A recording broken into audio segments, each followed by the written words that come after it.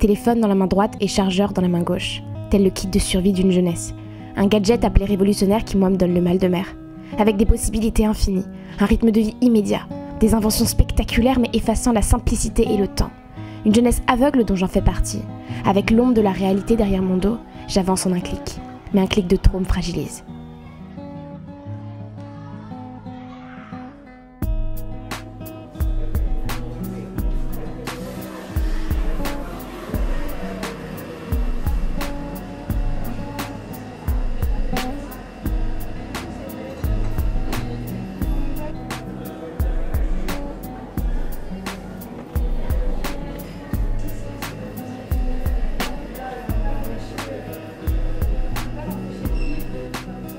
Addiction spectaculaire à cet écran noir, rapide, indépendant, curieux, mais si cela n'était qu'éphémère. Le virtuel n'enrichit pas le réel, il le remplace. Ces idées prémices d'améliorer, d'innover le monde ne sont plus d'actualité. Un nouveau monde se crée. En effet, l'interface homme-machine est devenue tellement bien pensée, tellement sophistiquée que le joueur se prend à croire que la machine pense et dialogue avec lui. Il confond simulation et réel et peut préférer la première au second. Il peut refuser, minimiser ou nier certaines réalités comme la souffrance ou la mort, puisque l'univers virtuel permet de revenir en arrière et de ne rien ressentir dans sa chair. Cela individualise la société. On devient des fantômes capables de faire du mal, énoncer des horreurs derrière cette boîte noire sans penser à l'impact sur nos corps. Tels des drogués affamés de technologie, on avance dans la masse, les yeux impatients de recevoir une nouvelle mise à jour. Mettons plutôt à jour nos personnes, nos destinations, nos parcours de vie, plutôt que de confier nos états d'âme à cette boîte.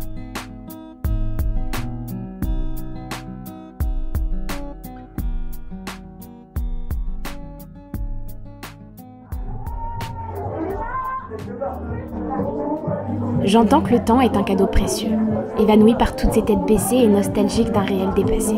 Si je te dis que je t'emmènerais bien de l'autre côté, dans un monde sûr de ses objectifs, les gens auraient la tête en l'air, toujours curieux d'apprendre de cette belle terre, au bord du ciel où nos âmes vagabonderont, en oubliant toutes ces putains d'inventions. Des hommes, des femmes qui ne se regardent plus, obsédés par leur désir d'avoir des likes ou des messages d'inconnus. Avides de ces compliments qui donnent de la joie, une impression d'être glorieux, populaire, d'être faussement aimé. Assoiffés de tout montrer, tout partager aux autres 24 heures sur 24. Une génération d'exposition qui n'a plus la notion de ce qu'est la vie privée. Si je demande à un ado de 15 ans aujourd'hui qu'est-ce que le privé, le temps qu'il mettra à répondre m'affirmera que cet engouement d'exposer ses faits et gestes abîme et change de manière considérable les hommes. Pourtant, derrière ces likes fantômes, ces commentaires hypocrites, il n'y a pas grand-chose. Ces hommes et ces femmes sont très certainement beaux, gentils et agréables, mais le virtuel ne leur apporte pas ces qualités-là. Le virtuel ne les rend pas meilleurs qu'ils ne le sont déjà.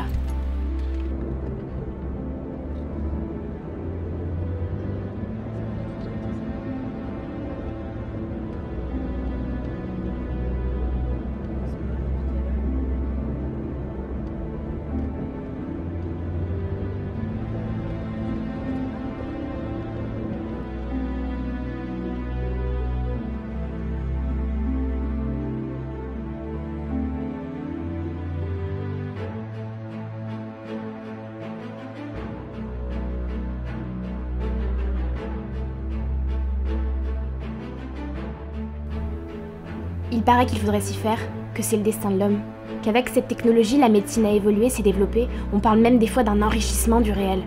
Je ne sais pas si je suis la seule à avoir peur de l'évolution. Je trouve qu'elle rattrape les hommes, et qu'elle nous transforme en robots. Je trouve que ça va beaucoup trop vite, en fait, que vivre à travers ce filtre de consommation, de rapidité, de facilité à accéder à diverses données nous rend moins vivants. Je trouve qu'on prend pas assez le temps. Le virtuel semble nous en donner, car contrairement à autrefois, on ne cherche plus. Il suffit d'une demi-seconde et la réponse à notre question est instantanée. Mais on prend plus le temps de réfléchir, d'essayer par soi-même de trouver la solution. Le virtuel n'est plus une nouveauté qui intrigue l'autre. C'est comme notre chef suprême qui, par le biais de toutes ces applications, aurait le pouvoir de juger de notre personne. Triste, mais véridique. Une photo postée, un tweet écrit, des messages échangés, un article déformé. En effet, on parle clairement d'évolution. Les besoins de l'homme ont changé. On ne se soucie plus de manger, d'être en bonne santé, de sortir sans danger. Mais si encore on profitait vraiment, si encore on arrivait à se décrocher de tout ça. Le virtuel endommage notre capacité à découvrir. On aura beau dire qu'il faut savoir utiliser la technologie avec méfiance, ne surtout pas se reposer sur elle, mais la vivre comme une compagnie passagère qui aide, facilite et apprend. Il y a des moments où je la subis. Et je suis certaine que vous aussi. Il y a des moments où j'ai l'impression que le virtuel a réellement un impact sur moi-même.